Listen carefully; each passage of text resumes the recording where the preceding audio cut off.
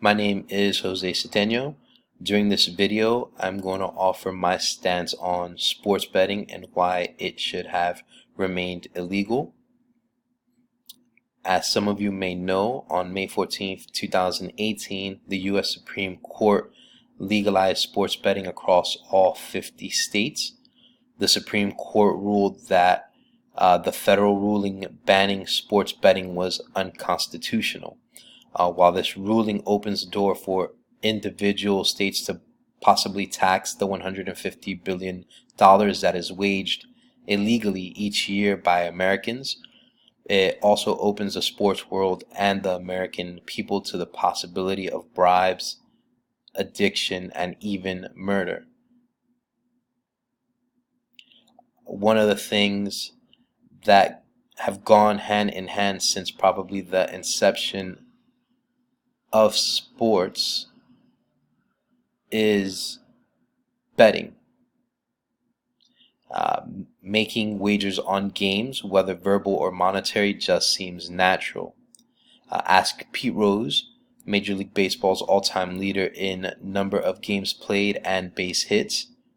Rose is also the 15th person to receive a lifetime ban from the sport of baseball. The reason behind his ban is simple: sports betting. During 1984 and several years after that, Rose managed the Cincinnati Reds.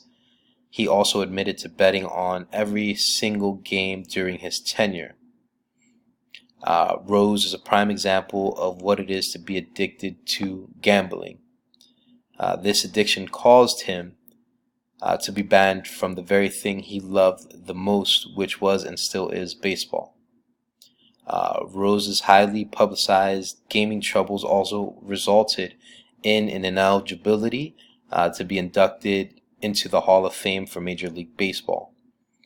With sports betting being legal, there is also a huge potential for the integrity of the game to be at risk. As recent as 2017, a 23-year-old man by the name of Addison Choi was charged with sending death threats to athletes via Instagram because of wages he had lost. He was sentenced to a maximum of 5 years in prison. This shows only a small sample size of what several athletes and their families could be facing in the coming years, with millions of dollars at stake per game, in addition to the livelihood of many Americans. We cannot expect for each state to be able to regulate and monitor misconduct effectively. Additionally, do we really believe that each state that benefits from legalization of sports betting will also be willing to protect the interest of vulnerable Americans or amateur college athletes who don't make millions of dollars each year? The answer is no. Many states have already put into play gambling mechanisms to cash in on this unhealthy, compulsive disorder, with no net in place for the Americans who will eventually spiral out of control. With that being said, this will undoubtedly become a crisis similar to credit card and student loan debt. Thank you.